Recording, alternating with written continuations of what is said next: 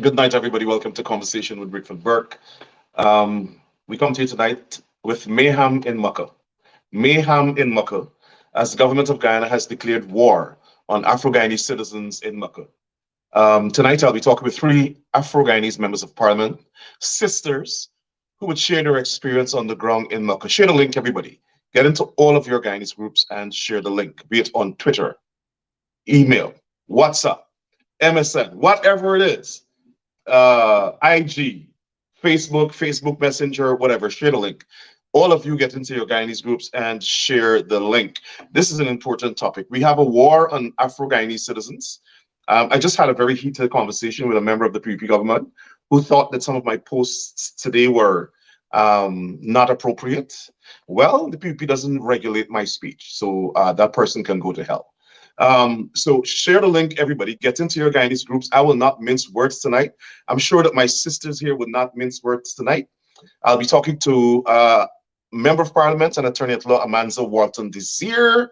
I'll be talking to the woman on the ground in Mocah, the Member of Parliament for the East Bank for the coalition, APNUFC coalition, Miss Nima Flubes, and trade unionists, the president of the trade union TUC, Trade Union Council of Guyana, and the who is also the General Secretary of the Guyana Teachers Union, Miss MacDonald, correct, MacDonald. Share the link, and I'll be back in 60 seconds. Everybody, share the link. Get into all your Guyanese groups and share the links. Fire. We got some fiery sisters here, and they'll talk their mind, and they're going to speak truth to power.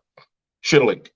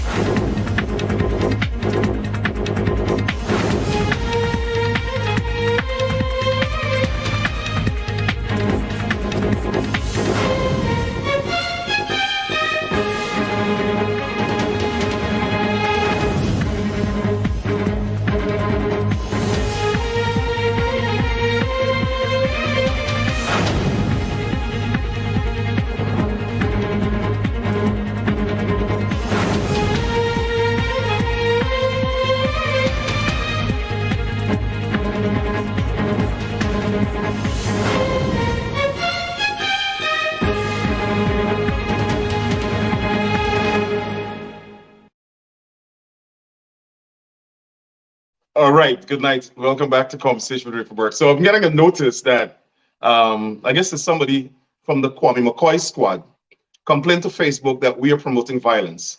I don't think the PP wants me to promote violence because it's not going to be easy. But we'll ignore that. We'll continue the program. Share the link, everybody. Get into all your Guyanese groups and share the link. Before I bring the members of parliament on, I want to share some videos. I have about 10 video clips. I'm not going to show all of them, but I want to show some videos so that you could get a perspective of what happened today. Let me see. Go to the first one.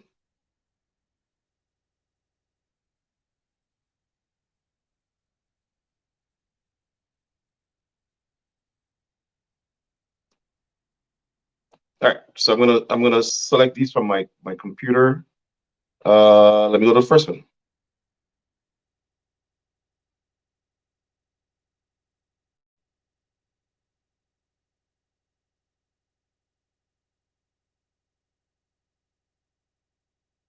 I'm not sure if we're hearing that. Not seeing that. Don't think so.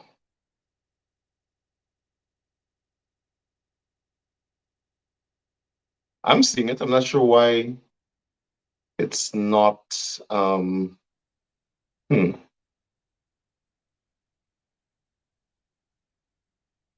right, so let's try next one. Let me remove this one. All right, let me try another one.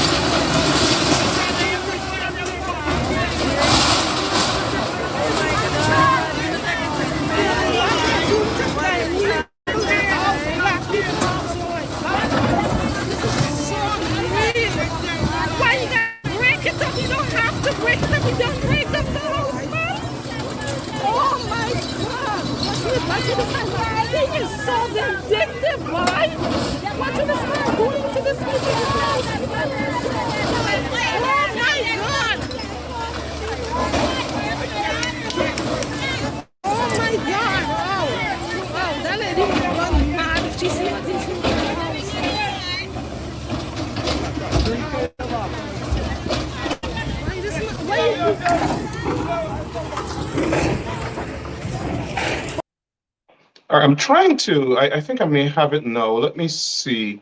I'm trying to really get, let me see here. Okay. Let's see if this is it. This is the same thing. Yep. Let me try it one more time.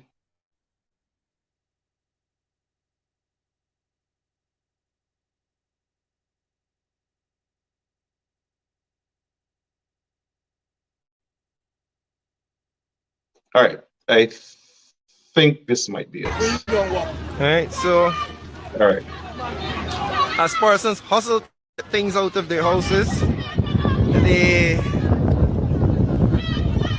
machine is waiting to break the house.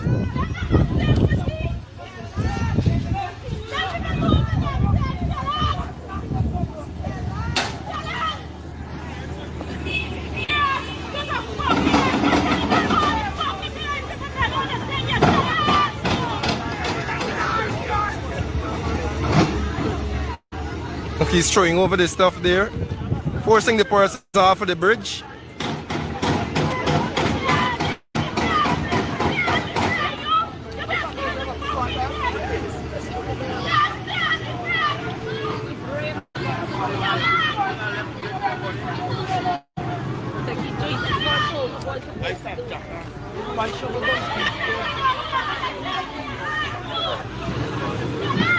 Share the live stream, people.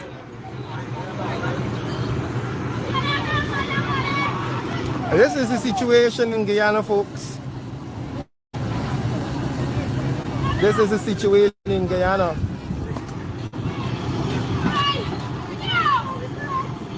A fridge is on the bridge. Persons are still in this house here.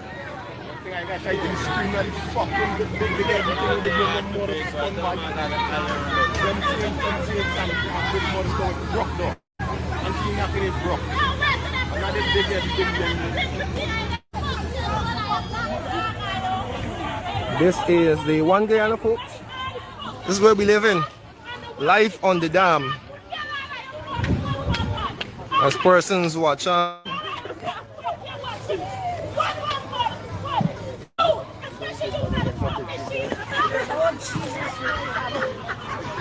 Right, they would have just broken a big shop up this side.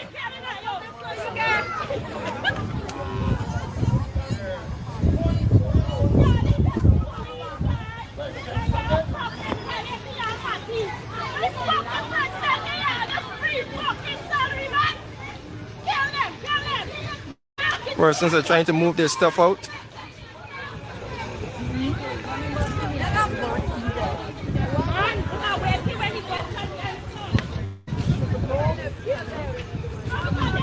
Because inevitably homes will be broken, and so they've decided to take the stuff out.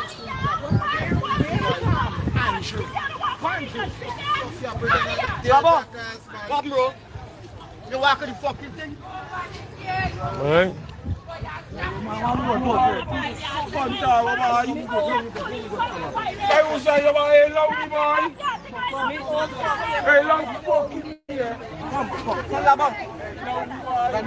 Yep.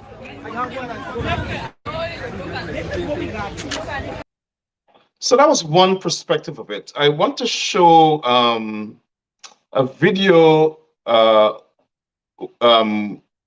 during which Amanza Walton Desir was giving commentary with a gentleman who was in his home as it was being torn down.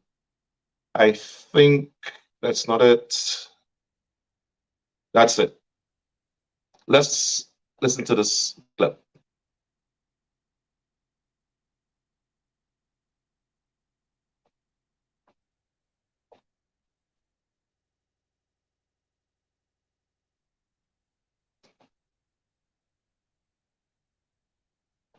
Where are we? Listen to me. Look all this. I want y'all to see. She's a fucking animal. I want y'all to see. She's an animal. That this is what is happening. I want you all to see that this is what is happening in Guyana. This is a mother that is... Right, so you can see over there. Let me get a closer look for you. Wrong. Move from there.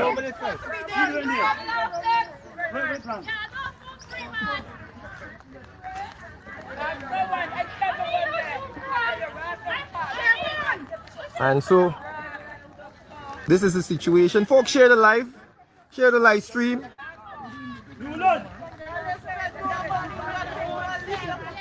These are police officers. These are police officers that the government is using, like their death squad.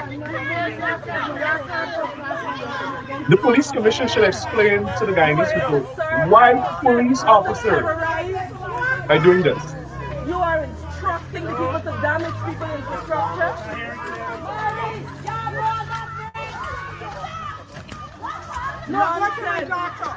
I am going to my daughter. We will follow the action, folks.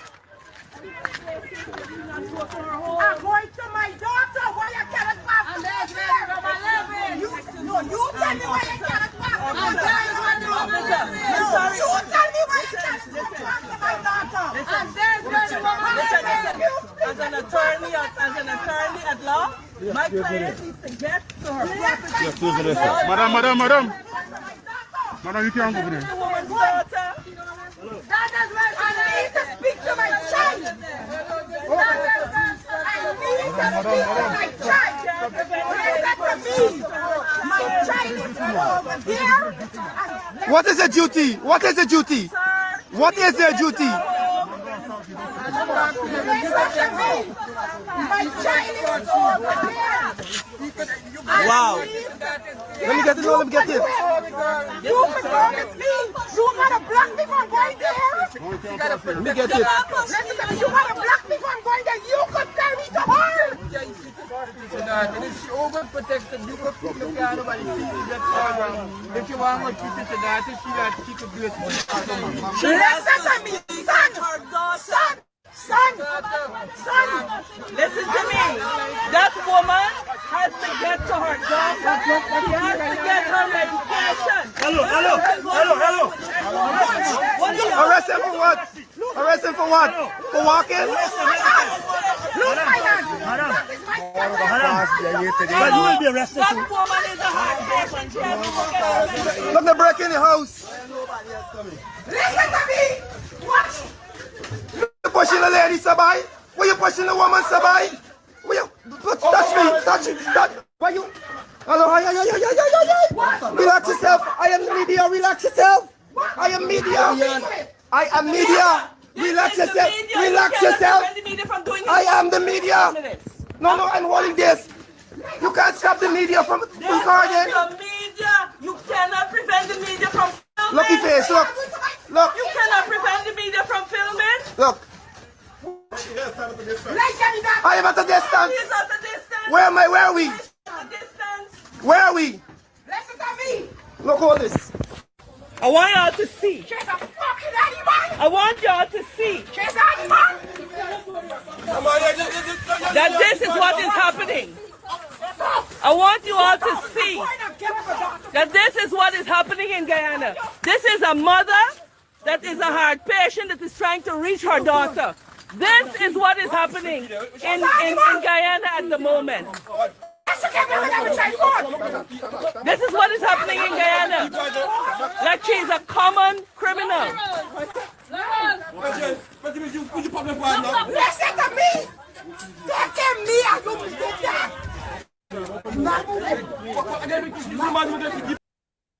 You know something? Before I bring the MPs on, I can't watch any more of this. Could somebody who has this footage screenshot the photograph of that policewoman and that policeman who held that woman down in the mud? We want to make a poster with them. We want to make a poster with their faces, and we will pay for it to be posted in Guyana. Could somebody please do me that favor? Post it up, give us their names, their police number, their home addresses, and their photographs. We will make posters with them and make them very famous. Unapologetically, we want the home address. We want the station they station at. And we want their names. All right, that's me. I wanted to make that clear before I bring the MPs on so that nobody can attribute what I said to these MPs. All right? What I'm seeing there is a declaration of war on Black people in Mocah by this government. And let me say this, I said this the other day. Every time the PPP is in power, they get Clifton Hicken to declare war on Black people. I think Clifton Hicken believes I think he regrets that he's Black. He led a squad that shot and killed protesters in Linden. And that's why the police, the PPP, fought for him to become police commissioner, because they know that he can do their nasty, dirty political vendetta work. Clifton Hicken. I was informed early this morning that police officers were given instructions to shoot.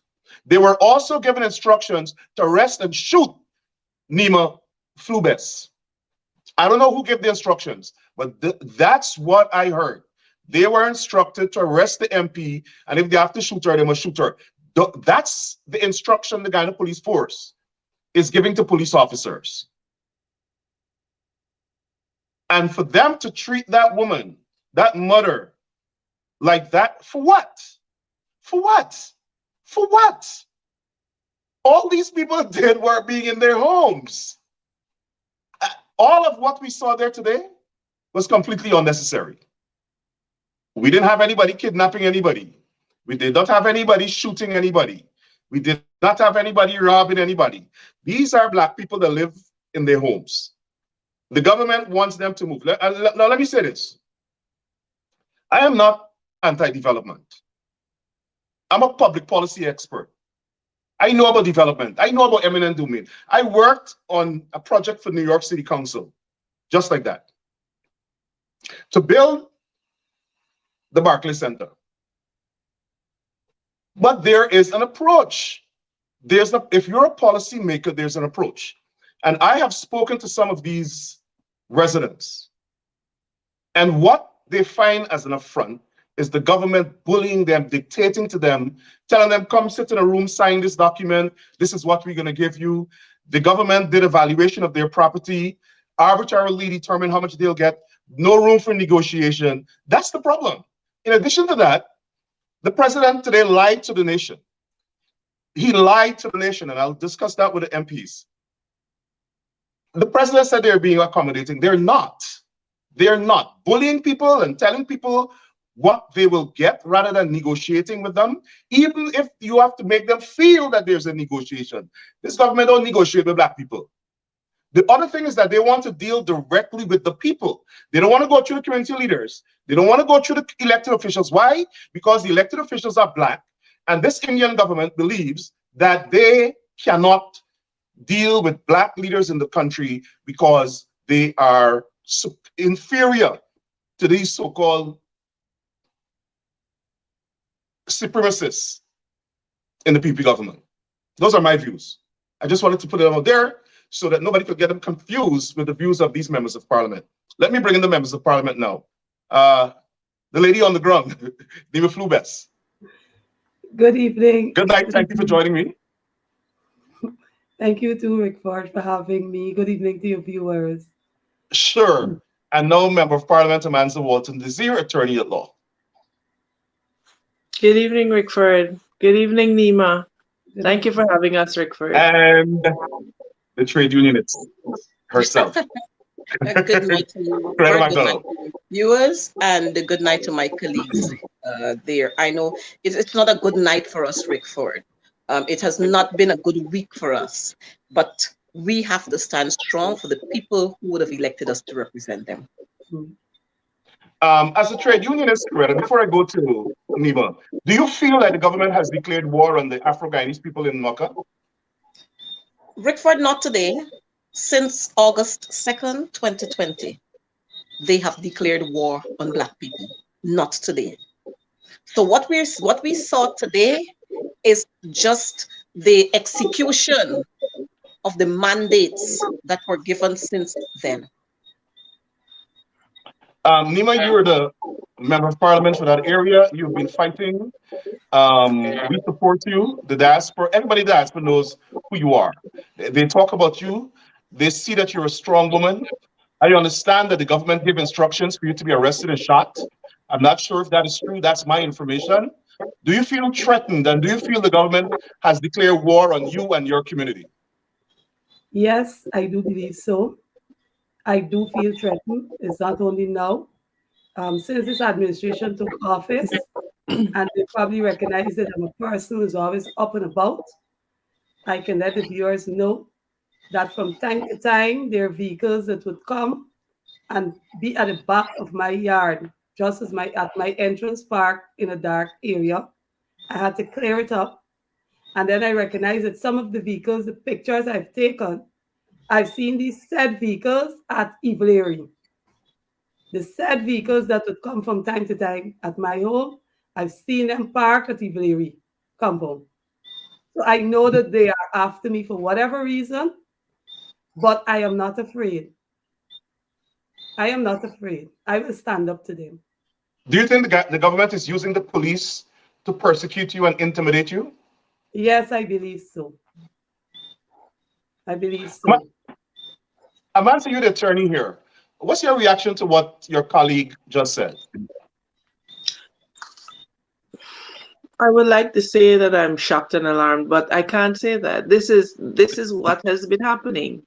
This is what we as members of parliament have been subjected to. You'd recall I had a particular senior member who was once on the Ethnic Relations Commission called for me to be marked and all of these things. And so this is really what we face on a daily basis in advocating for the rights of our people. I think because of the information that we received concerning Nima, we were particularly careful to have an eye on her at all times today, because we understand that, they would use the confusion to mask it and could possibly bring harm to her, because she has been fighting for the people of Mocah. She's on the ground every day. She will not say it, but she's not well, but she's on the ground. And so we have to be there as colleagues, as elected representatives, to support not only her, but the people of Mocah in this fight. I had interactions today with a number of police men and women. And let me say something very, very clearly, Rickford.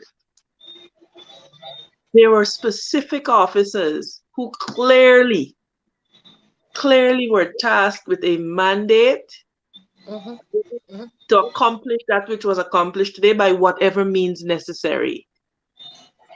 I had interaction with 2 senior officers, the ones that were instructing the people on the ground. And it was incredible for me to hear the instructions that were being given by senior police officers to junior ranks.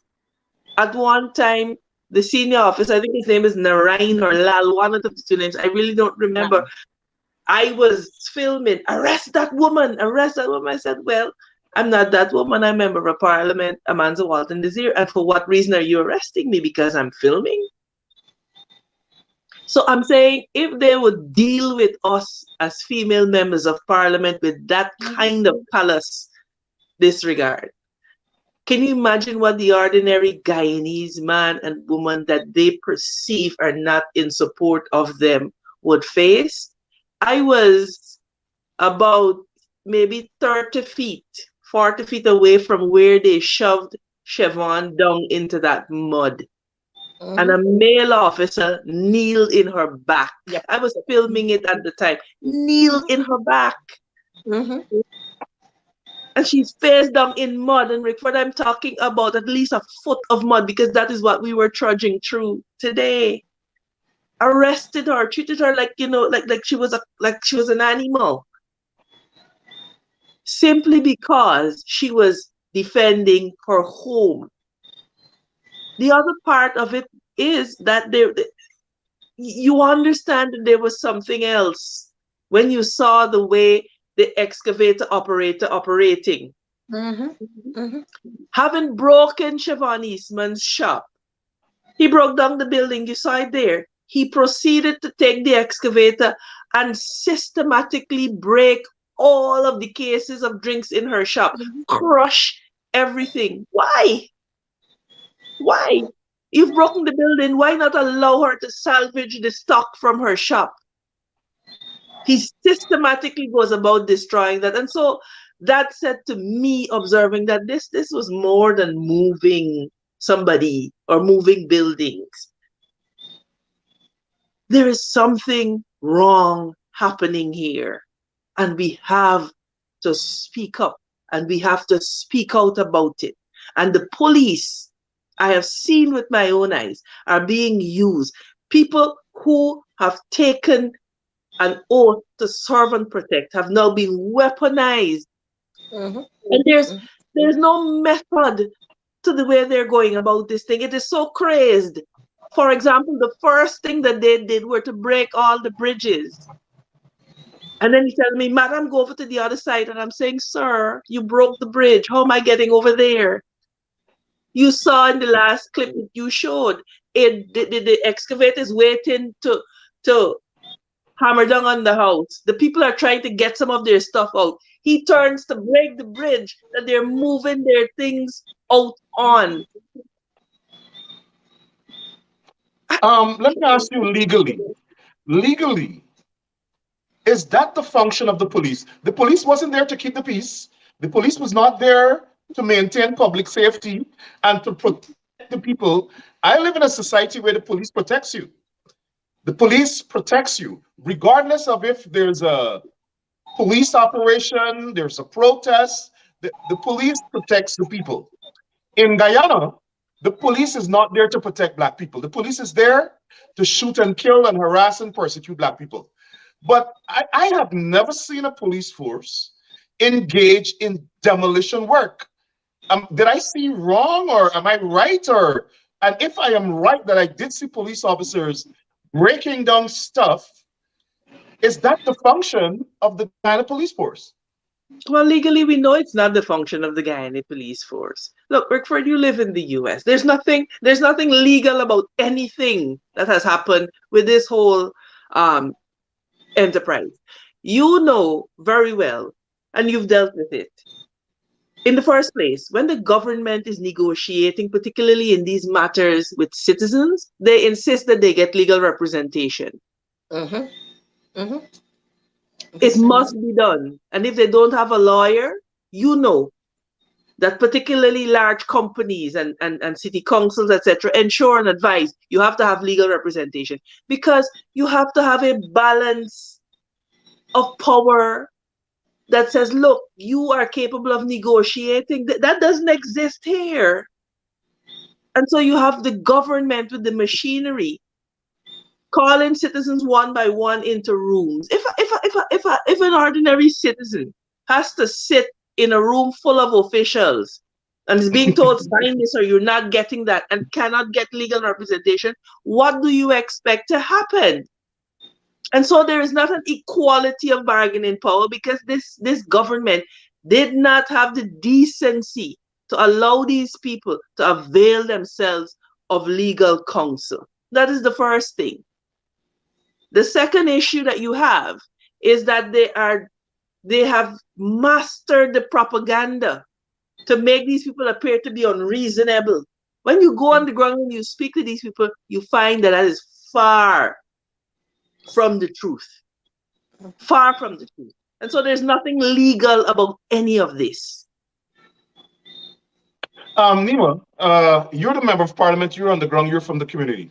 I listened yesterday, I deliberately listened to Colin Crowell yesterday on NCN, and then I listened to Irfan Ali this evening. Colin Crowell said, and this is the first thing that jumped out at me. He said, the government went, spoke to these people, told them that they will compensate them, and they will give them somewhere to live. No options here, no options. This is Russia, this is China. You either have to live at Herstelling or you have to live at farm. That's the first thing that jumped out at me. The second thing he said is that the government conducted an independent valuation of the property. Yeah. And then he went on to say, the chief valuation officer of the government conducted this valuation and assigned a value to the structure. He said the government then called in these people individually and offered that which the chief valuation officer arbitrarily determined to be the compensation. And they will use that money, supposedly, and build a structure on this land that the government will give them, and they're boasting that they'll get title for the land. But everything is arbitrary. If I want to go live in Grove instead of Herstelling, I don't have that choice. If I believe that my structure is, let's say, $2 million more than what this valuation officer assigned to my property, I don't have a choice or the option of getting an independent valuation of my property. Did I get that correct? You got Nima? it correct. You got it absolutely correct. But I want the viewers to know, Rickford, and obviously I have a whole lot of documents here. That's how I put my stuff together. On September 2nd, 2021, Minister Cole and the team came to the community and met with the residents. He said I was not at the meeting, but I have to show him on his page that he posted a picture where I was fully dressed in my African clothes, sitting at the meeting. So I was at the meeting right through from the beginning to the end. In that meeting, they said to the people, just as he would have said, that this is what's going to happen. However, they also said in the meeting, Omar, the engineer, that the road is not passing there, but they want the people to remove because the noise and the dust will affect them. That is what they said at the meeting. After they made that statement, the residents said, no, They have to engage, they have to have a discussion on this matter. Trying to engage with housing ministry officials, back and forth, they got no progress. On January 9th, 2022, I'm surprised that Irfan Ali could actually get up today and make a speech or a statement. A letter was sent to the president of this country from the residents of Caton View outlining their concerns and their issues on this particular matter. Irfan Ali never responded to these people. He never met with them. They asked to meet with him. They invited him to come to the area, and this was since January the 9th, 2022. This letter was sent. He never responded, but he had a statement today. And Mr. Cole also promised the people that there will be further engagement with the ministry officials and the residents at the area. They never return. They never return. All we know is the bully tactics start playing out in the background. And that is why we're where we are today, because they've been totally dishonest and disrespectful to the people of Plainview. Totally. They have not been fair to the people. And I want the viewers to understand the persons who opted to take the settlement that was given did not depend on the land for their living. Those persons' homes who are destroyed today are the people who depend on the land for their living. And they told the people to sell out the cattle and the sheep and everything and move to a location without any source of income. Is that right? So, Nina, let me get this clear. The president said, and Kroll said, there are 7 people. To me, they broke more than 7 homes. But they said that these people refused to move. Is that true? No. It's not true. It is not true. They refuse to engage with people in a proper negotiation to deal with the issue that is happening there. How can you tell me, who is a farmer who depends on the land for my source of income to feed my family, to sell my only source of income, to go and occupy a piece of land that you're offering and a house? There was nothing in the negotiation or talks about finding farmlands for these people, trying to make these people comfortable or anything like that. It was just as you said in the initial stage, this all bully tactics. This is what's going to happen, and this is what you have to take, and that's it. Nothing. I don't know if that's negotiation. I have no idea. Both Colin Kroll and Irfan Ali today said, last night and today said, they offered the farmers or the people who use the land as a source of income, they offer them an additional land as farmlands. Do you know if that is true, and where would this farmlands be, and how would this farm become operationalized if these people were to just leave their farms, leave their homes? How would it work? Do you know? Did they discuss this with these people? I guess there were no negotiations. So how would it work? Rickford, that is not true. You know, when they start talking about farmland, when I start making those live footage with what they were doing, how they were destroying the farmers' cattle, the pig pens, the chicken pens, and so forth, that is the only time, and that was sometime last week, any talk about having a farmland for the farmers. But quite interestingly, imagine you're going to take displaced people from their comfort zone where they work. You already have your customers established in this area. You already have everything established. And you're telling me on the highway, according to what I heard in the news, to go and do farming up there. Are they providing them with a truck, any means of transportation to transport their things from where they're going to be doing this farming to the market?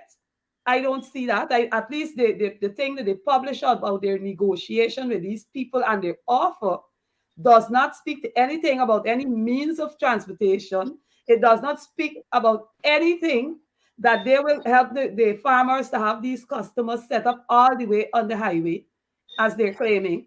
Nothing there. So that is a lie. That is all a right, lie. so let me see if I'm getting what you're saying correctly. So the first issue that the people had was There was no negotiation. It was take this or leave it. Two, they only offered the farmers belatedly farmlands after you, the member of parliament, complained that they deliberately flooded the farms and the pig pens and so on. Then these people would have to take whatever the government gives them to build a structure on a land where they had a choice of one or two places, farm or herdstalling. They didn't have a choice of anywhere else.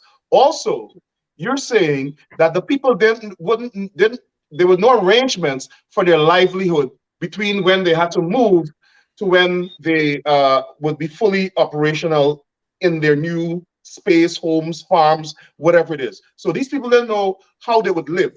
For instance, how they'll get income for 1 year, 6 months, 3 months, or whatever it is. And for those people who would have been assigned farms, there was no discussion, no arrangements for them to get to their farms, the commencement of their farming activities, meaning get them seeds, get them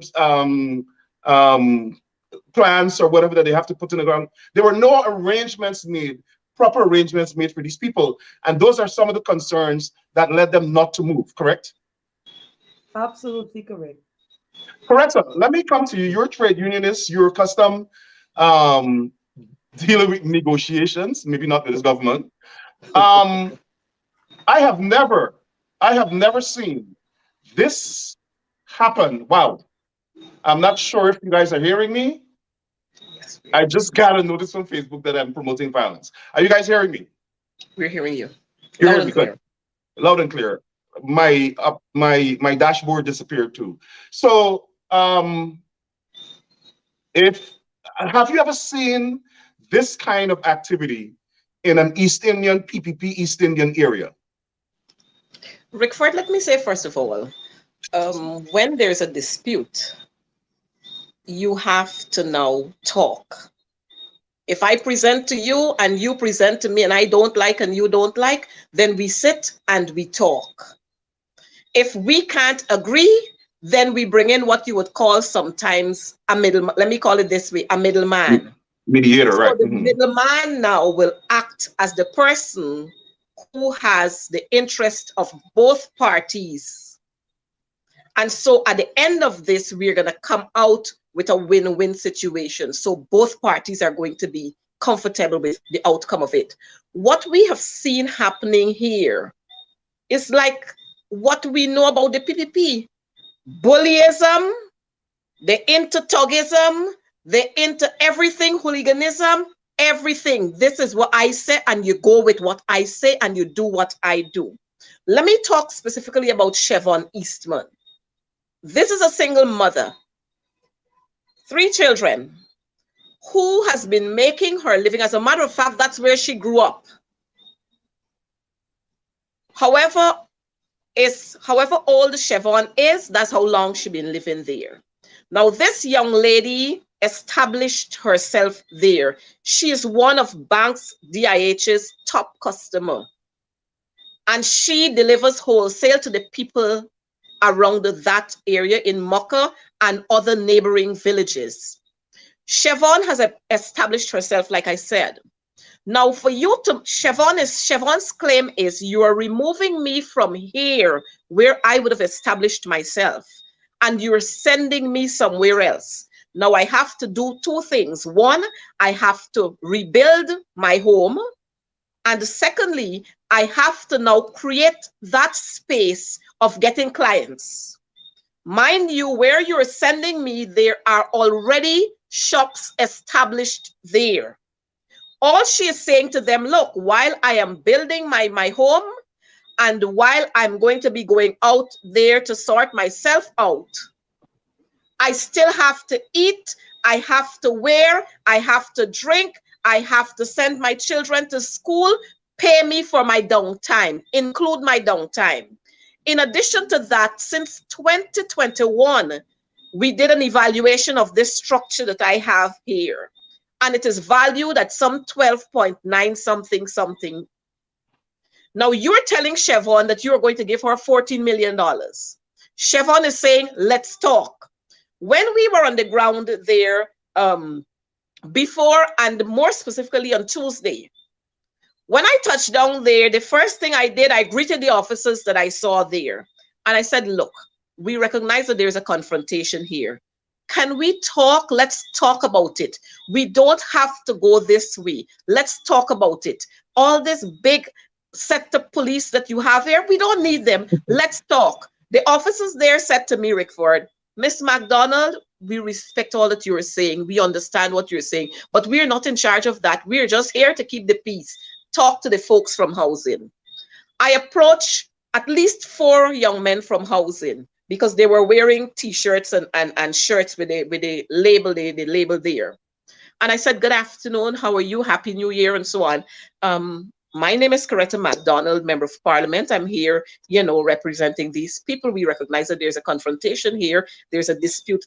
Can we talk? Who's the most senior person? They said to me, we don't have any confrontation. We don't know what you're talking about. And that's it. And they went their way. After that, we saw the machine coming in and they broke the front of Chevon's home and so on. And they broke a shed, another shack in front, not too far from where she was living. But my thing is, all that we saw Tuesday, yesterday, and today could have been avoided. But you know what? The PPP got something against Black people, and I have no apologies for saying this, because like you just asked, if we've seen this happen in other areas. No, we've not seen this happening in other areas where there are Indo-Guyanese living. What we have seen is lots and lots of talks and people collecting their packages, and they're sent off here and they're sent off there. Now you're taking Chevon and you're taking the others out, and you want to send them up there, somewhere up the highway, because they have cattle. They're saying we have cattle, we're into livestock mining, and we need space for that. You're sending them to a location where there is no development whatsoever. How you expect these people to operate there? They ain't got no kind of lighting, water not there, the land is not properly in terms of roadway and so on. But like Amanza said, the PPP propaganda machine, they are good at what they do. So they've been spreading all this foolishness, and I'm seeing them showing you a shack with a house, some big fancy house they got, and this is where these people were supposed to be moving into, but they don't want it. Foolishness and a whole lot of lies, and we know that they are good for this. But you know what, Rickford, I need to remind us that 23 years ago, might have been 24 years ago, we saw this same thing happening in Buxton. 24 years after, it's happening in Mocah. And so you see a pattern where the PPP, every time the PPP come around, this is what they decide to do, oppress Black people, so that you have to keep begging them, you have to keep on your knees. You know what I found most disturbing? Is it oppress, or they want to destroy the villages? I mean, that's how I see it. They want to destroy the Black villages. I think it's disempowerment. They want, this is just my view. I think systematically what they have been doing is trying to intimidate and destroy the most powerful and strong Black villages in the country. We see them do it with Buxton, we see them do it with Golden Grove, we see them do it with Hope Town. This PPP government wants to divide Guyana. I think they want to divide Guyana in terms of class and ethnicity. They want to demonstrate superiority. The only reason we had this confrontation in Mocah today is because the PPP want to show we have power, we want to dominate Black people, we are supreme. And there's one person who has always been a common thread in the PPP's assault on Black communities, and that is Clifton Hicken. He did it in Buxton, he did it in Lindo Creek, he did it in Golden Grove, now he did it again in Mocah. Clifton Hicken has always been the PPP's go-to man for their war on Black people. And I have no apologies to make. I have absolutely no apologies to make. He led a squad that shot and killed 3 people in Linden. So by the way, we have to add Linden to the list. He assaulted Linden for the PPP. He's assaulted Mocah. He assaulted Buxton. They did this assault on Lindo Creek. And then Golden Grove. And obviously they rewarded him as police commissioner. I'm wondering, MP Desir, Walton Desir, I'm wondering if there's no legal recourse here. I noticed the opposition leader said, probably belatedly, that they're going to take legal action on behalf of these people. What legal action can happen now? Like, what could happen now? Well, look, there's certainly a case to be made for compensation, and we are, in fact, exploring all of the legal avenues. I think, Rickford, there are a couple of things that we have to, at all times, keep in the front of our minds, and that is that these residents are not in the direct path of the road, because the PPP has been using this point of them hampering development, etc., as if these people are preventing them from building the road. That is not so. The other myth that I think MP Nima has done a very good job of dispelling is that these people don't want to move. What we are saying is that you cannot have a cookie cutter approach to every household because each is different. And what they are not telling you is that even the people who accepted settlements are at loggerheads with them. Because, for example, there is one gentleman who accepted a settlement for the house, but they have not compensated him for his cash crops. They have not compensated him for his livestock. And he's running behind them for the last however many months. You don't hear those things. And so the propaganda is serving to divide Guyanese on a matter with which there ought to be no division. Wrong is wrong, right is right. And you use a very important word tonight. All that happened at Mocah was unnecessary. But we must understand that it was done to send a particular message. And that is, we, as the Irfad Ali government, have no qualms about bringing the full might of the state against the people who will not bend to their will. That is what they're saying. So this pretense and mockery about one Guyana and democracy, I would recommend that we shelve it forthwith, because those principles do not exist. And like I made a point in an earlier show tonight, your conscience has to be seared with a hot iron for you to not see that there is something wrong with the way in which one segment of Guyanese are treated as against another. We had a case there this evening with some young adults whose mother died and left them in that house. They were born there, they grew up there, their mother died and left them in the house. They bulldozed their house today. Their eldest sister is differently able. She has a learning disability. Not once has any member from the social services ministry sought to engage that family to make proper arrangements for the care of that young lady. Not once. You will recall that when they had the skirmish at Monrepo and people's stalls were broken down, the Ministry of Human Services had counselors go in. Well, I'm sorry, MP. Those were human beings. They were East Indians. They were human beings. No, but you see, when Rickford, and this is the point, when people come to the conclusion that there is clearly a problem with Afro-Guyanese in Guyana, how can you blame them? These are the facts. Why hasn't the Ministry of Human Services engaged these people to offer counseling? We saw children today running. The photos are there on social media with their backpacks and their kits. Coretta and Natasha were standing right there and had to be consoling these children. Running with their kits. And so the memory that they have of the police, the impression that they have of the police in Guyana is not that these are men in uniform who have sworn to serve and protect, is that these are men and women in uniform who put my mom's face down in the mud and then threw her in the back of the vehicle and took her away to the station. But isn't that what the government wants? Isn't this the government sits on the bar job there? That's what they want. They want black people to be intimidated of the government and the police. Completely unnecessary. But I will say this, Rickford. I will say this. You see this tool called social media? It's a powerful tool. Mm-hmm. And I think for the first time, people all over the world could simultaneously see what people in Guyana suffered over those dark years of that 10-year period when a lot of young men were killed and we were under just absolute and abject terror and fear. A lot of people can now see what it is that we're talking about.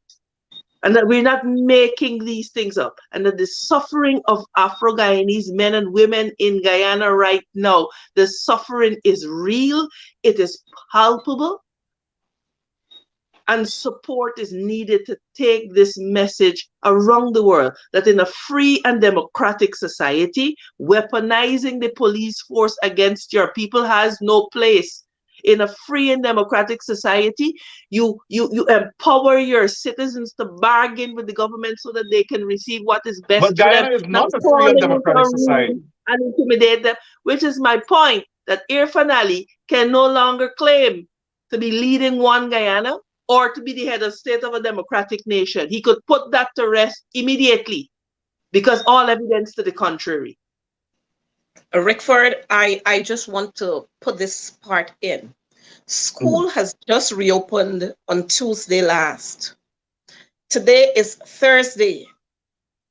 About 8 or 9 homes were demolished today and some were demolished before. It therefore means that all of those children can't go to school for the next month or 2 months. I have not seen or heard anything from the Ministry of Education or from the Minister of Education, who loves to prank herself around the place and go and hug up children and so on. I've not heard anything from her.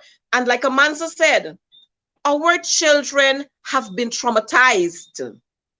When are we going to offer counseling from the welfare department of the Ministry of Education? You know, when we had the children home the other day because of COVID, they went all out, all in the dark corners. They went to bring these children out so that, oh, we can give them the grant, the cash grant, and make a big show about it.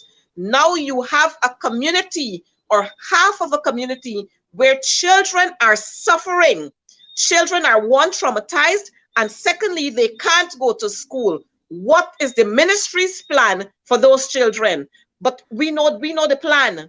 Leave them out of school, leave them behind, allow them to become unemployed, and then you get your police hooligans to shoot them down in the streets and call them criminals. That's the plan. I want to follow up on that. Are we being, I want to be very frank tonight. Are we being unrealistic?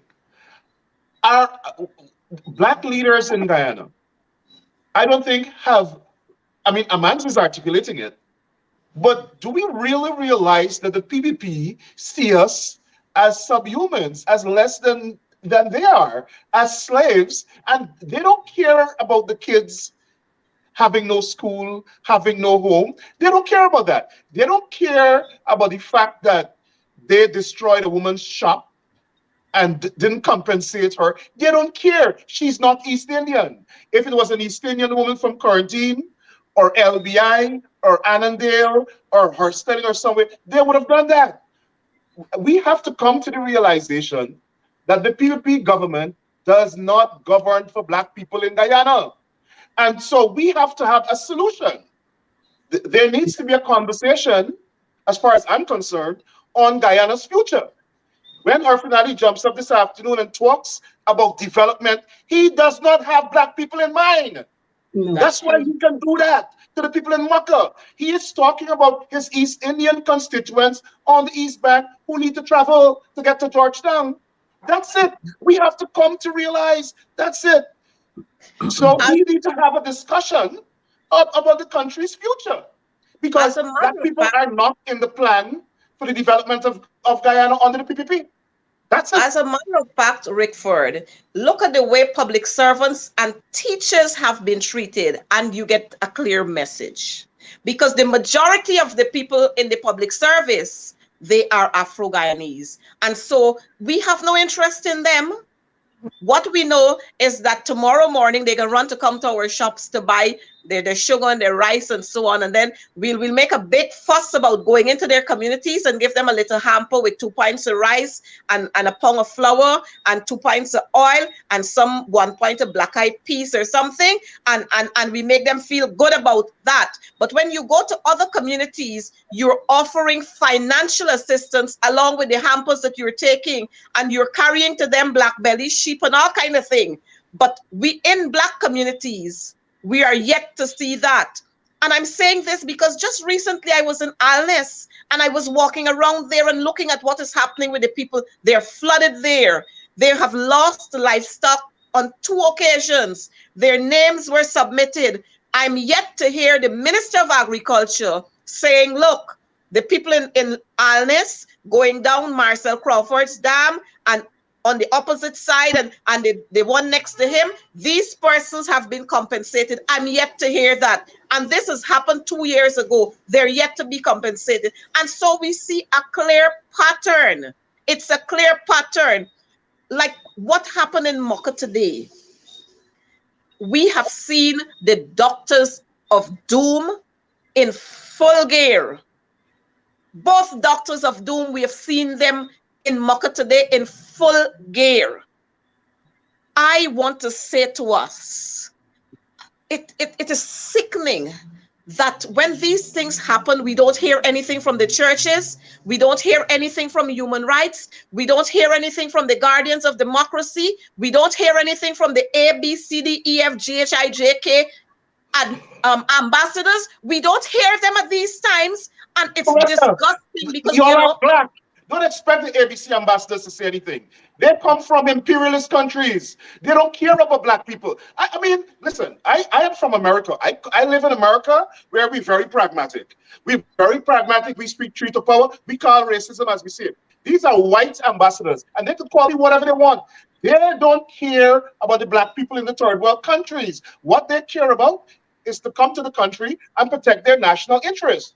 They came to Guyana, and as far as they're concerned, the people who most appear to protect their or work with them in protection of and promotion of their natural interests are the East Indians and the PPP. That's what they care about. We ought to have a frank discussion, and that's why I have been saying for a long while, we need to have a real serious conversation about a pragmatic one about Guyana's future. And that's why I had a heated discussion with a member of the cabinet today, the PP government cabinet. I said, you guys are Black, and you guys don't have a Black, you don't represent the Black constituency in the cabinet. How can a PPP minister, how could Mark Phillips, and the other day he's telling me some bullshit that I'm not talking about the treasurer that resigned. Like if that's a national issue. Here we have a national issue where you have police officers dragging a Black woman, a damn Black woman, through the muds. And you have male officers too. Guys in the PPP government, not one of them can pick the phone up and say, Mr. Commissioner, that is inappropriate. Not one of them. Not one of them. They're buying. They go there and they want the influence. They want the presumed power because they don't have any power. And they sit there in the cabinet and they don't say a word to represent Black people. Then they want to run to Lyndon and Borbis and give us a couple of hampers and think that is governance. We have to come to realization that these people don't care about Black people. Black people are not in their agenda. They only talk about it. There's no policy or strategy for the empowerment of Black people. None. None. You look at the shore base, the oil and gas industry, government contracts, none. As a matter of fact, tonight we got a commitment from some US officials that based on what they saw tonight, they will seek to have a conversation with Exim Bank, because just a few weeks ago, the Vice President announced that they are seeking, based on the memorandum of understanding, about $2 billion from Exim Bank. We are now asking our elected officials to block that. This is an apartheid government.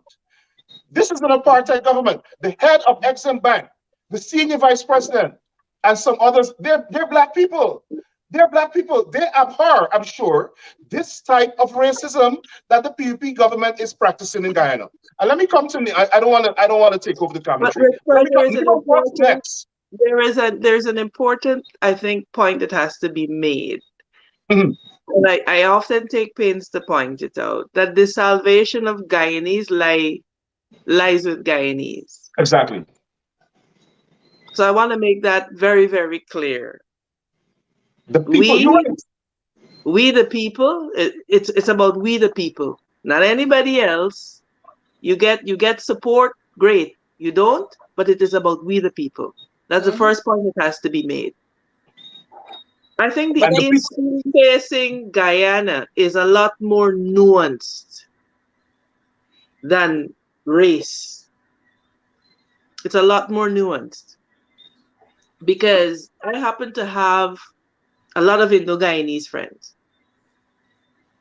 They will tell you that they themselves are feeling the squeeze of this government. This government has mastered the art of pitting us one against the other when it comes to race. But it is not about that. It is about the economic empowerment of a small percentage of Guyanese. That is what it is about. And we have to keep our eye on that because they would love to have us here pitting one against the other. And what they do is that whilst they are a little more generous in their largesse towards that certain group, it is still crumbs compared to what their friends, families, and favorites are being gifted with. And so we have to be careful to keep our eyes on the fact that they want to keep us down here fighting Indo-Guyanese against Afro-Guyanese, when the real criminals and bandits are making off with this nation's patrimony.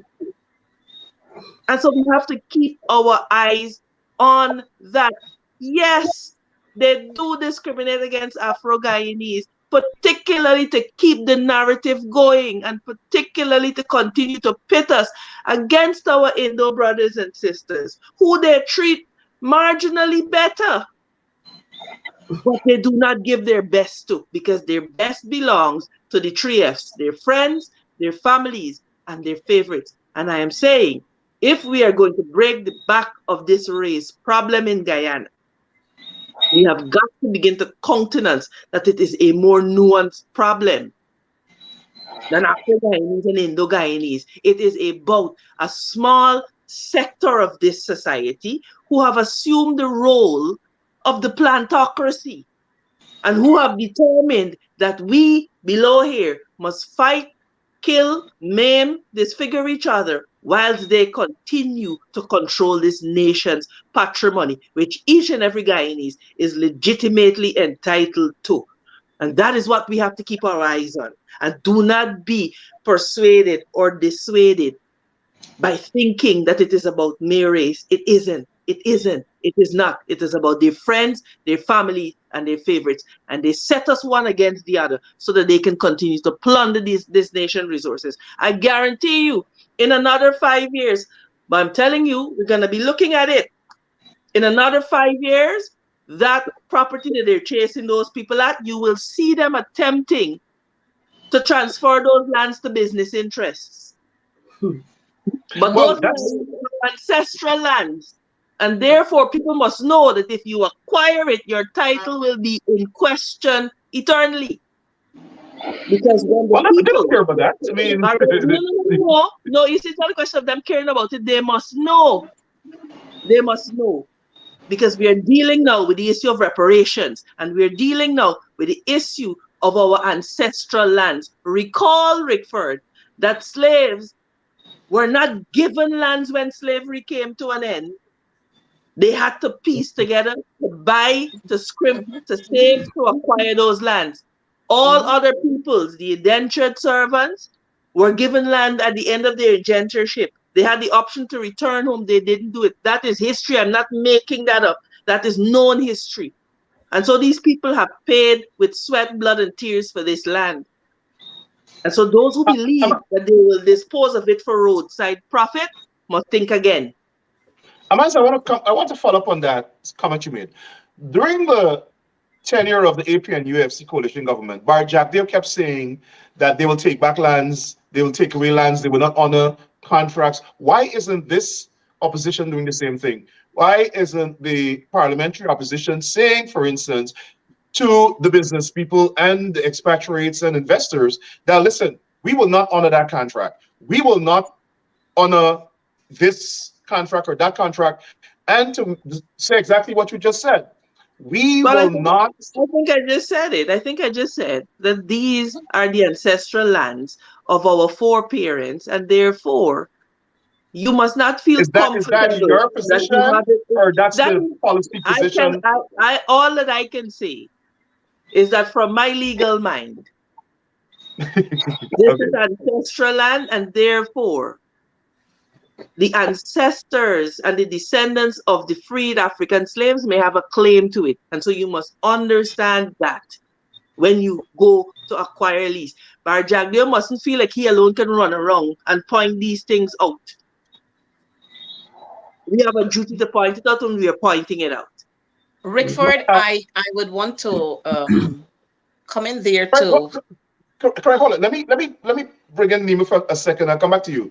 Nima, what's next for Mocah?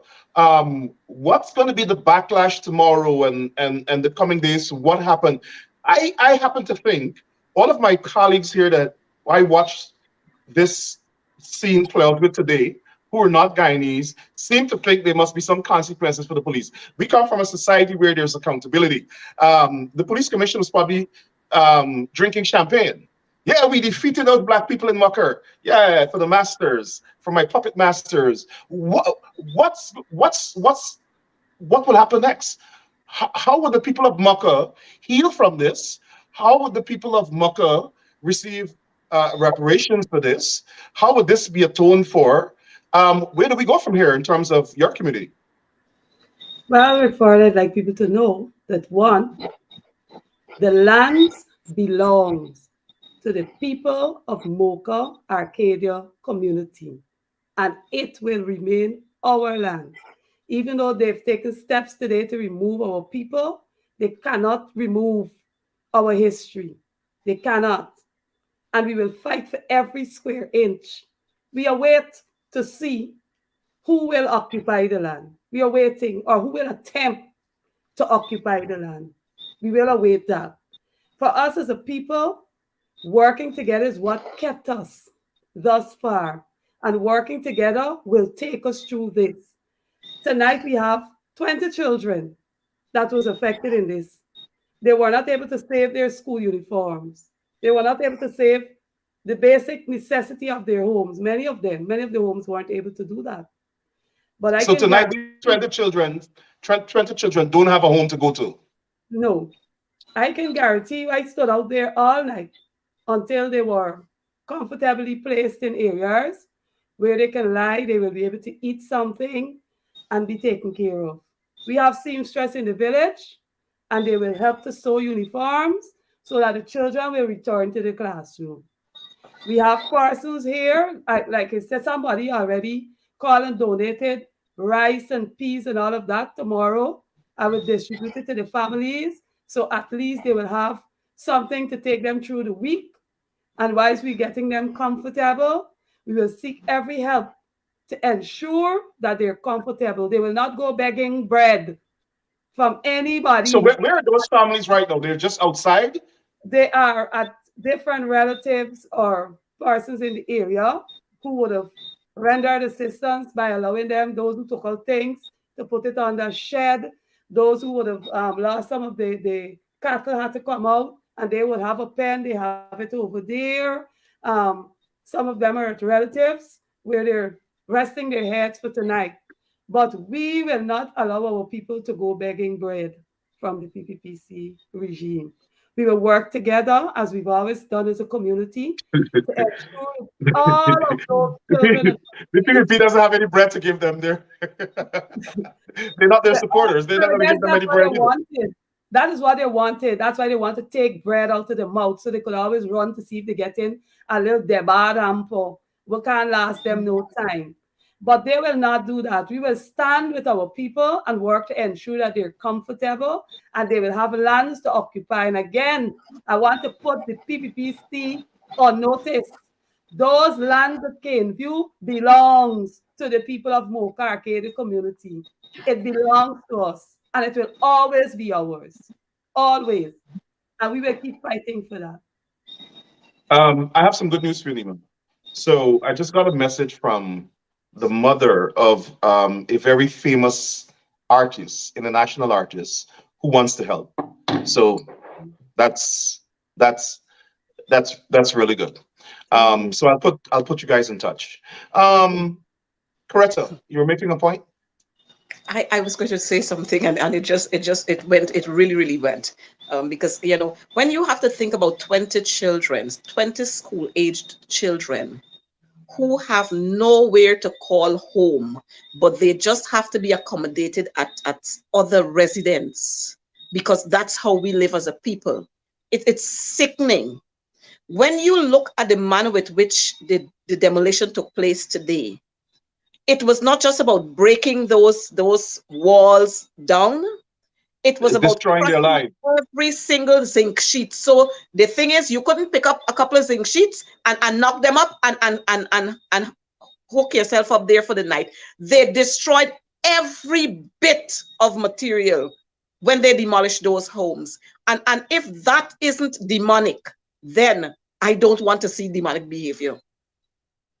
Nima, somebody's asking from the diaspora, if after the demolition of these people's properties, were there any government officials on the scene to either give them a hot meal, escort them to a place to stay, put them in hotels, give them directions for what to do next? Man, it's what kind of foreign language you talking here, Rickford? We've been out there for 4 days. And before then, the people were out there and nobody coming to them. Not a single soul. Well, the president said that the doors are open.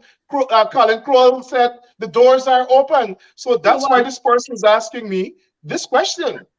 Why is it that we have to go to them in other communities? They've been rushing to other communities. Why these people must go to them? I know. So that's why the question is, was anybody there from any service of the government, social service, whatever, housing, whatever, was anybody there to talk to these people whose homes were destroyed, to tell them what the plan is? No. None that we saw whilst we were on the ground, Rickford, no. Okay, so that's 7:30 tonight? No, because I was there up to 7:30 this evening, helping the people to see them pack on the truck, wherever they have to move to try to get to. Nobody was there. Nobody. The president said you guys are trying to be relevant now. You guys are not leaders. You're leading the people in the wrong direction. I guess you're all supposed to sit there and cheer. Yeah, these black people homes got break up by the PP government. Yay! That's leadership. I mean, he's attacked you guys for standing up for the rights of these people, saying that you guys are misleading them. I want to ask, is that true? And the second question is, has this government engaged the leaders of the community, the MPs, the elected officials, the NDC councillors and chairman? Rickford, you will have seen prior how disrespectful the government have been towards our elected official in this Mocah Arcadia community. They don't ever engage us. They come feel that they could walk in, do whatever they want, and walk out. And to Ali, I don't know if he knows what it is to be a leader.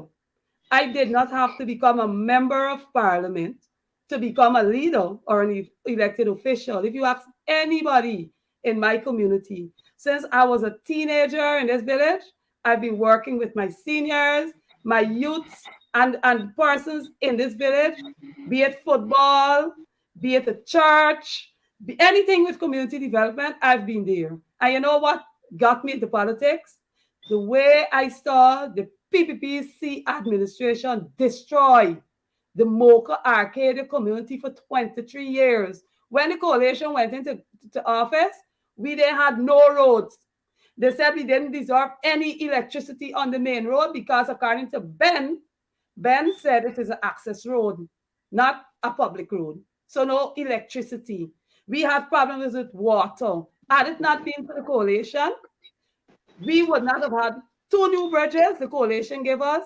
The coalition gave us 3 good roads that we could have used. The coalition made it possible for the farmers to return to the lands that they now are flooding, to continue the farming. And had not been for that, we could not have started the community. And the coalition government gave the people in Barnwell electricity. I remember that. Yes, electricity and water. Had it not been for the coalition government, we could not have had our community market day, which the PPPC administration came in the week after, block the drainage canal and flood all the farmlands in this village, hence putting a serious damper on the market day in the village. So I don't know what Ali is talking about leadership. Maybe he's using a different dictionary from everybody else to come up with his concept. Hey, there's a bright man, the man went to university, I flood. But I was just going to tell her that you can't talk about that man like that because the man went to that university there. But Rickford, I think it's important that we also underscore, because I notice people are saying, oh, people have accepted the government's offer as if it is some sign of victory for them and defeat for another. And we want to make it clear that all we have been asking for is for you to accommodate people with offers that are fair and just and reasonable. That's all we have been asking for. So if you have a turnkey home to give to somebody, why turn up and break their homes, particularly when they're not in the path of the road? Right. Why not offer them the opportunity? Look, we'll give you a truck. You move your stuff, move into the home, resettle, and then we can demolish your structure. But their propaganda has Colin been Crowell out said they there. refused that. Is that true? Colin Crowell yesterday said they offered that. Look, we have to bring the people to maybe speak and explain what has happened. That is not true. Up to today, the people were saying to us, we are shocked because we have been doing everything that they have asked us to do.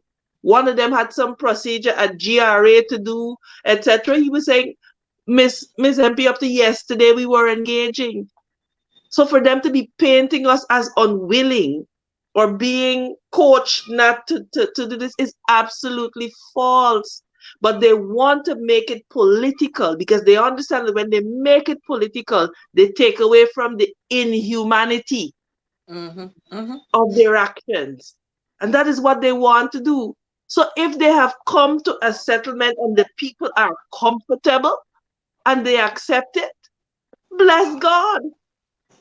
That is what they were entitled to 6 months ago, just as much as they're entitled to it now, that their houses have been broken down and their possessions. And you know what? In a court of law, one could even argue that given them people's state of emotional distress, they are in no mind to bargain, and a government attempting to bargain with them now could be seen as an unfair advantage. Duress, yes. This is very nuanced. And so, we are saying a couple of things in wrapping up. The people must be treated fairly. They must be relocated in a manner that supports their livelihood. And they must be comfortable. One woman has 77 head of cattle. She said, Miss MP, I grew up in Mocah. They got Gaisuko lands right here. Oh, give me something here now. You take me and put me someplace else. Have all of those permutations been worked out? But we have people who are coming in your comment section to boast that the people have accepted the offer, as if that is some sign of victory, that after you have shattered people's homes, destroyed their belongings, they appear to feel as if, well, I might as well do this, that is some sign of victory. We have a problem if we continue down this road and continue to see each other as less than human. Coretta, you're a trade unionist, you're a veteran trade unionist, you're a politician. I want to ask a very political question. I'm a teacher and I'm a mother. And a mother. And you're a human. Yes. We don't have many humans in the PPP.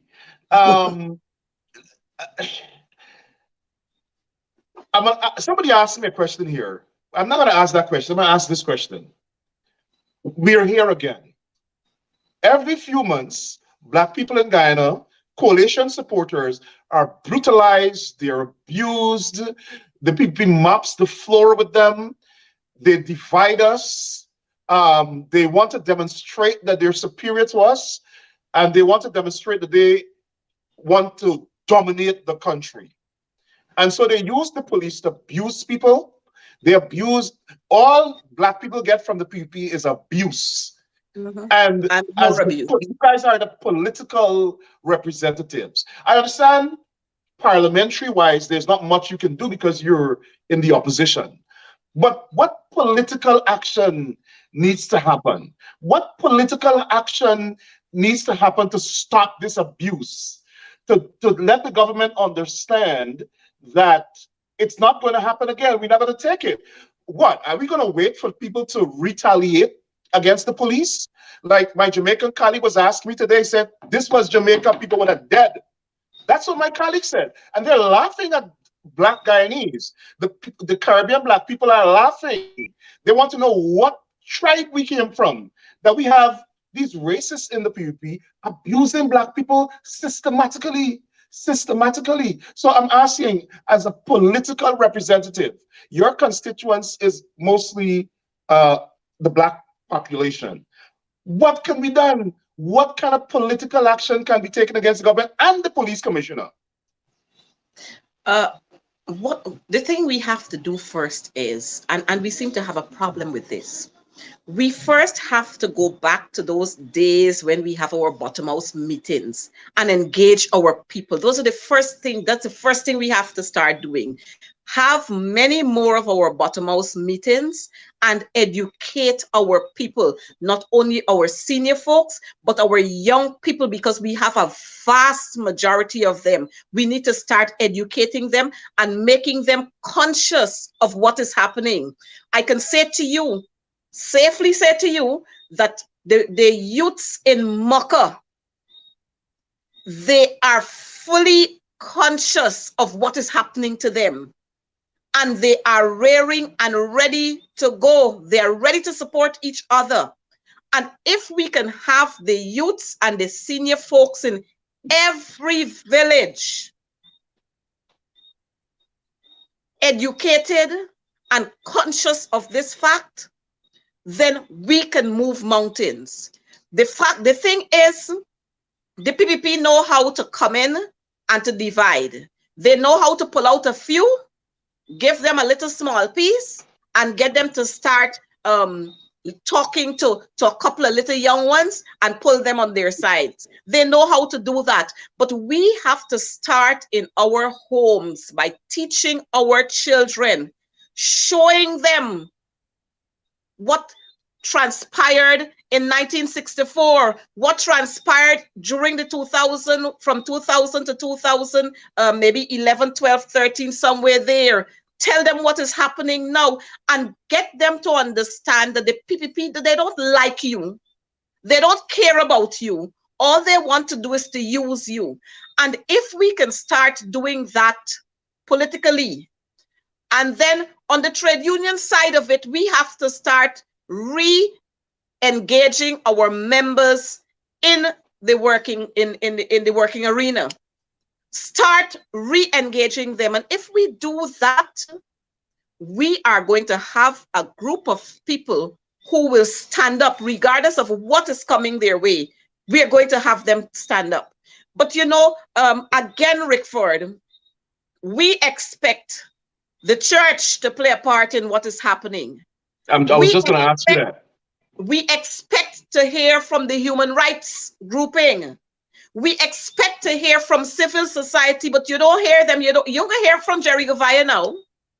You wouldn't hear from the, and I'm going to use this one because here is where I belong. You're not going to hear from the Adventist church that what was done in Mocah is wrong. You're not going to hear that.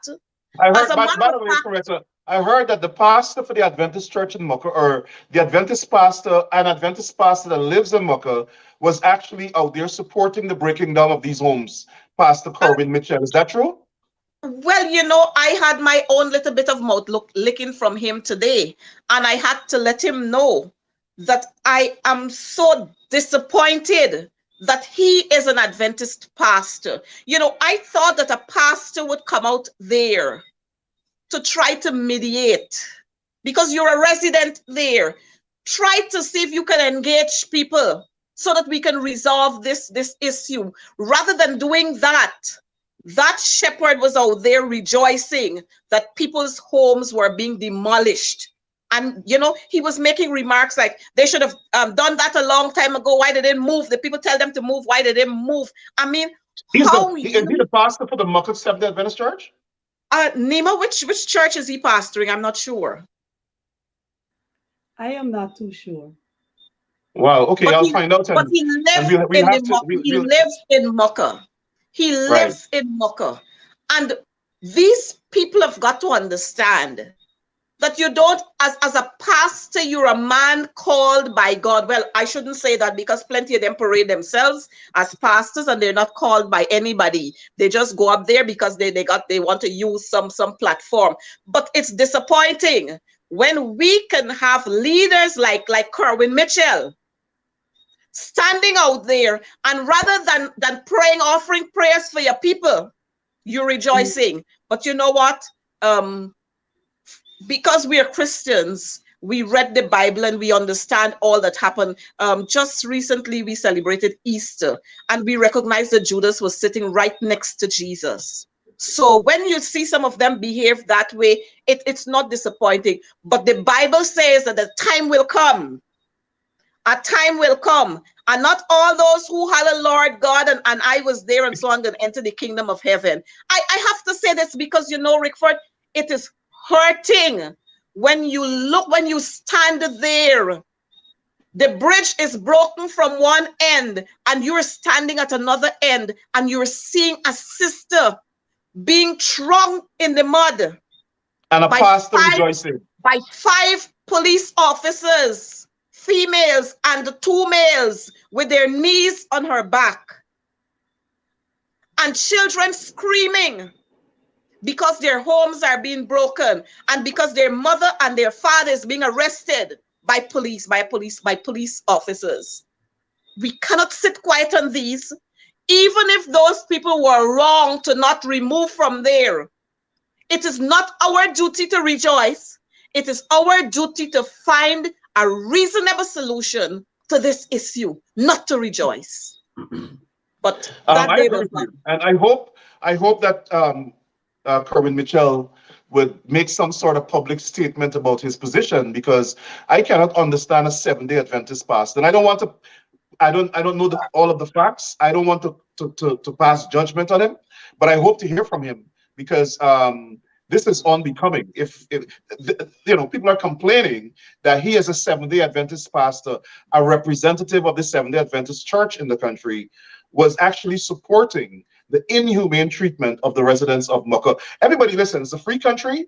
Everybody has a right to their own opinion. Everybody has a right to freedom of speech. But if you're a pastor and a community leader, there's a certain expectation. And especially in the face of the brutality meted out to women and families and children, one would expect a pastor to demonstrate a little more humanity, shall we say. So I hope to hear from Pastor Mitchell. But wrapping up, I really want to come back to Nima and ask again, what's next? Tomorrow morning when you get up, you would have had your breakfast, if you have the time to have breakfast.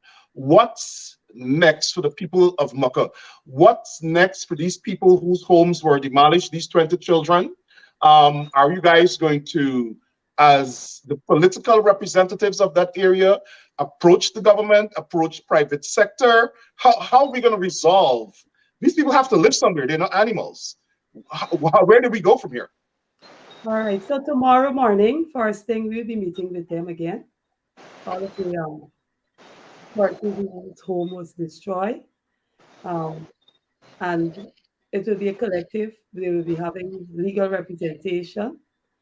And based on our discussions there, then we'll take further steps. I must say that efforts were made to reach out to the Minister of Housing and so forth prior to the breaking today. And And it didn't bear much fruit. But work will be continuously done to ensure that these persons are comfortably back in a home. I will share information with you in terms of where they will be, how we go about it, and whatever assistance we would need. I would definitely reach out to persons and ask for the as a matter of assistance. fact, you know what? I just have an idea. I think we'll reach out to the international community, International Red Cross, all these international to help Black people in Guyana who are under attack and suffering from a racist government. I think we must do that. That's one way of creating awareness of the plight of African Guyanese in Guyana. So we also have a forum coming up with some the Western African heads of government. We'll try to raise awareness there as well. Final remarks. I want to say this.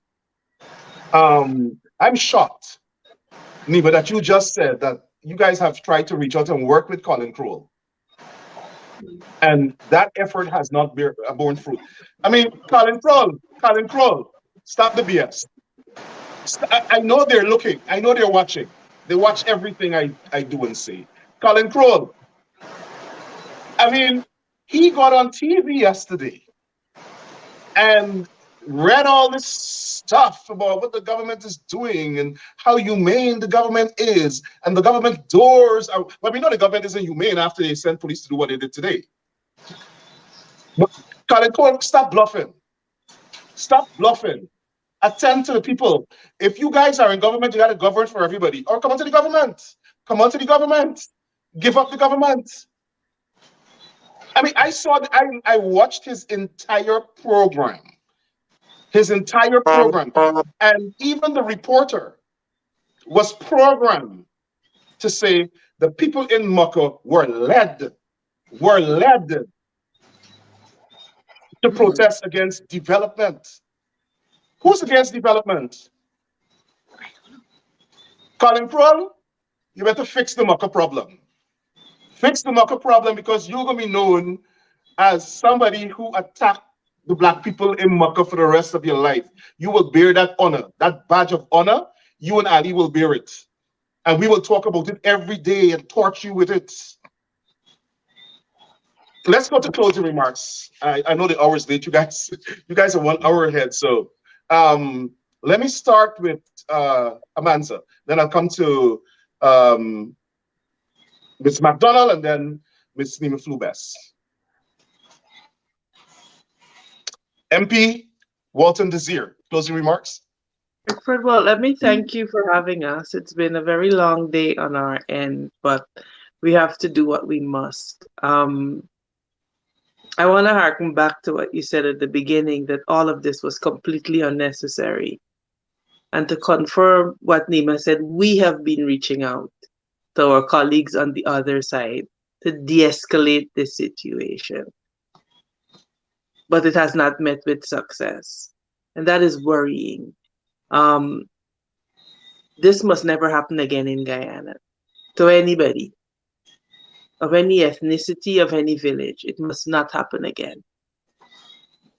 If we're going to build a proper society, if we're going to build a democratic society, then we must be prepared to speak up and to stand up when it's necessary. Unity is an important prerequisite in any struggle. And we are unified, and we have to continue to be unified in order to address these inequalities. What the average Guyanese man and woman is asking for is what they are entitled to. Not asking for favors. We're not begging for favors. We are asking that we be treated equally before the law, that we be treated fairly, and that we be treated as human beings. That is what the average Guyanese man and woman is asking for. That they live in a Guyana where they can go to work, come back home, and lie down in peace working to support their families and to send their children to school. That is the right of every Guyanese, not to live in terror. And development is not without human development. And any development that comes as a result of the trauma and tribulation of your people can never be real development. And so this issue and this propaganda about standing in the way of development is hogwash. The people are not even in the path of the road. And I think we have to continue to speak up. We have to continue to repeat these things until our people begin to understand, our Guyanese people begin to understand that we are a nation of 6 peoples, but we live in one place, and we have to decide whether we could live together or not. Because there's a new dispensation in Guyana, and Rickford, I am saying to us that as we continue to fight each other as Guyanese, outsiders are going to come in, they're going to establish themselves, and they're going to avail themselves of the patrimony of this nation whilst we continue to consume each other and continue to fight each other. And we will look up and find ourselves a poor minority in our own nation unless we wake up.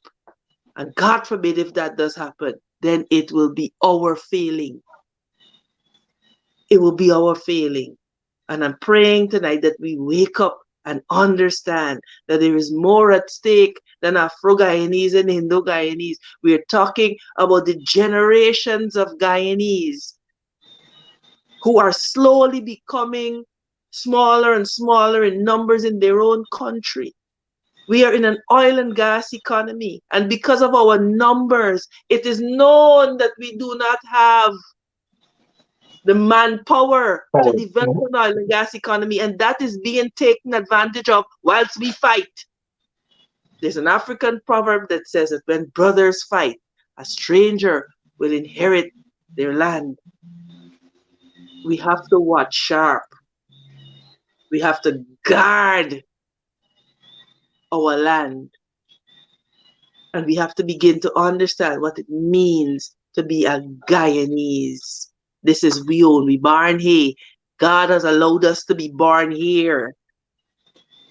And we cannot afford to cede it because we have not looked up to pay attention to what the real enemy is. I think I said enough for tonight, Rickford. Thank you for having me. Thank you. I know you had a long day. Thank you for making the time to come on tonight. Coretta? Rickford, I want to thank you for having me on your program once again. I know every time we come here, it's fire, and I expect all the comments that will come. But I want to say to us that I am a proud Guyanese. I am fortunate to be a descendant of the Africans who came here as slaves. I'm proud of that. I'm proud of my heritage.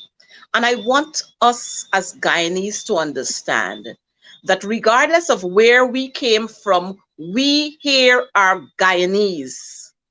And as our motto says, one people, one nation with one destiny, that's how we ought to operate.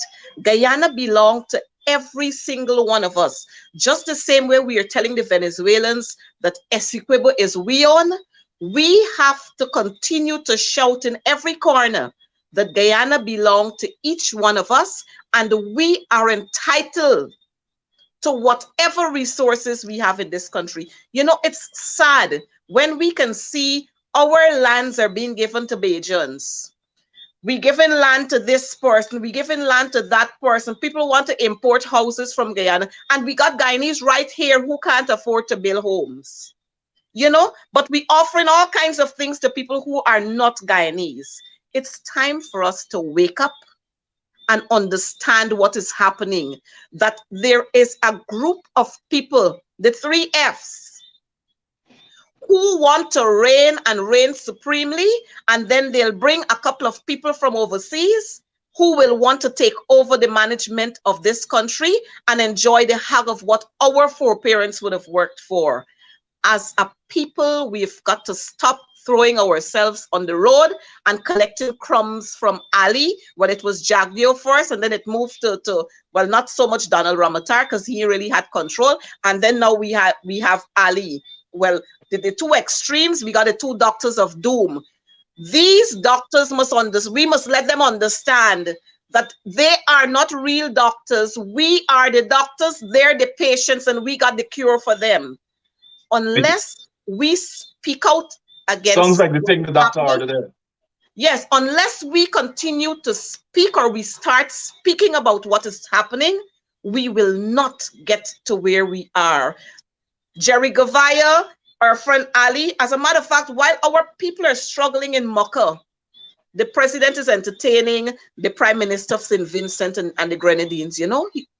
He's entertaining him. While our people are struggling, he found the time to go to Monrepose, but he couldn't find the time to come to Mocah. And our people must understand that. But my prayer is that as Guyanese, in unity, there is strength. And unless we unite to fight this battle as Guyanese, we are going to be doomed. Not so much us, but our children who are coming up. They will not have the peace that they should enjoy in this country. May God continue to bless you, Rickford Burke, and the work that you're doing, and the people who are supporting you, so that we can continue to highlight the plight of some of what's happening here to the masses of people in this country. There is no way out of this unless we unite and fight against this kind of apartheid business or strategy that is being used to divide our people and to make us unhappy in our own homes. Thanks. Nima, as I come to you, someone asked the question here. Isn't there too much talking? When are we going to have some action? I'm not sure what they mean by that, but your closing remarks. Action is going on. That's what I'll say. It may not be what people would like to see on a large scale, but action is ongoing, and I know that we will get results. In closing tonight, I must say thank you to my parliamentary colleagues and leader of the opposition and all who came out in support of the people of Mocah Arcadia community. Their presence meant a lot, being there. Even before I came here, I left Comrade Leader with the people that came. We returned there to see that they were settled where they had to be settled. And we're very grateful for that. I'm thankful for all the support of the persons who would have called from near and far after they saw what was happening.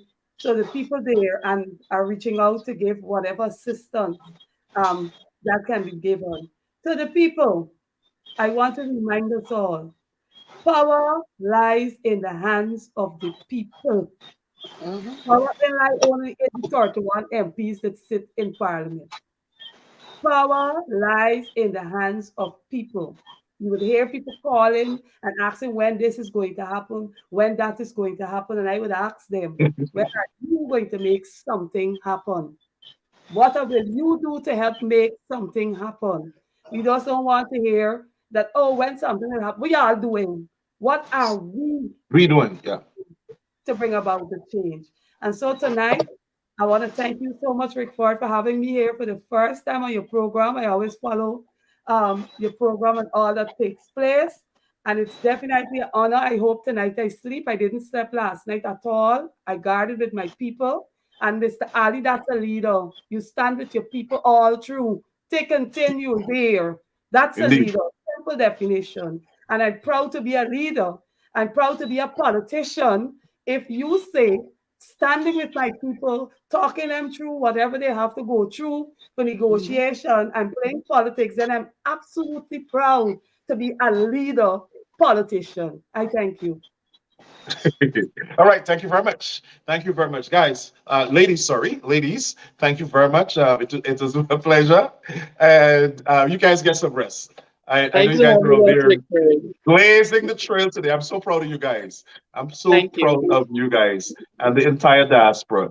Thanks. Have a good night. Good night, everybody. That's it for tonight.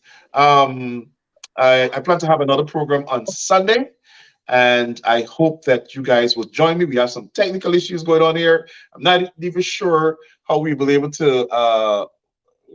Oh, I think I'm getting it here. Luckily. But thank you. And again, I want to condemn what the police did to the people in Mocah today. I want to condemn the police commissioner who's anti-black. I think he wants to curse God that he's a black man. He swears that he's whatever. And so the PPP always uses him to assault the African Guyanese community. And you know, listen, Guyanese, Nima said it, MP Nima flew best, said it best. Best said it best. You guys in Guyana have to stand up. You have to stop asking when we in the diaspora would help, and when President Biden will help, and when this person would help. You have to stand up. The power is in the hands of the people of Guyana. And you have to stand up to the PP government. The hour is late. Thank you for watching. Have a good night, everybody.